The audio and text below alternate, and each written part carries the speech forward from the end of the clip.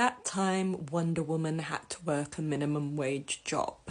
Now, I actually think it's a little bit of a shame that we really only see that cover when people are making jokes, and that the majority of folks who even use that have never really read Bill Messner-Loeb's Wonder Woman run. Obviously, he's better known for his Flash run, but he actually wrote Wonder Woman for 2 years, starting in 1992, running through to mid-1994 when Christopher Priest took over the title. So the cover I showed you at the beginning is actually from issue 73, which comes into the second arc of his run. The first arc, which is issue 66 through to 72, is actually quite rough in my opinion. He attempts to tackle gender politics by throwing Diana into space and having a race of aliens who are holy men, allegedly, kidnapping women of all species and using them as slaves.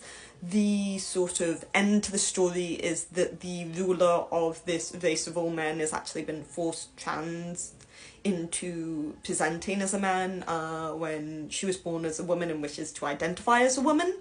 And it just, in my opinion, hasn't aged quite well, and you can tell that it was written by a cis man. Starting with issue 73, well 72 actually, Diana returns to Earth and she is wholly cut off from the Amazons. She cannot access them, she cannot speak to them, she does not have their funds, and therefore, for the first time of her life, she has been taken from her position of privilege and has to earn a living on top of her superheroing. So like most of us have had to, she gets herself a roommate, she gets herself a minimum wage job, and she realises that no matter how hard she works, even working that one job, she would have to get a second job, and then maybe she might be able to, if she was pushing it, save $2 a week. And contrasting these very real worries and problems that Diana has, she actually has a co-worker who is a great friend, Hoppy, who covers for her,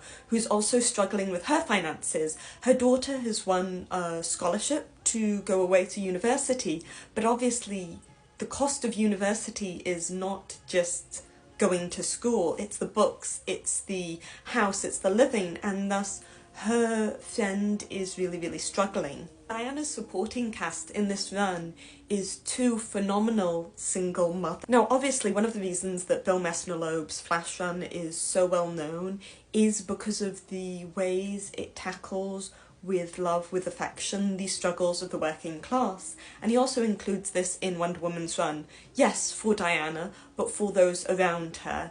And one of the things he particularly touches on in this is the fact that police departments, back then certainly, and still now, do not treat domestic disputes and domestic crimes seriously. One of the reasons that Hoppy, Diana's co-worker and close friend in this, is struggling is because the father of her child walked out on her and her daughter when her daughter was 4 and has foregone any form of child support, and the police force is unwilling to do anything to help her with it. There is also the backdrop of a woman facing an abusive relationship, which is touched on in this run. He also did something really interesting with several of the Greek pantheon characters to humanise them and bring them closer to our everyday struggles. Both Ares and Circe do show up in this run, but not necessarily in the way you'd expect. Now obviously all comics to a certain point do tend to be cyclical. Diana has often gone through periods where she has lost the Amazons, lost her powers, and then come back to them.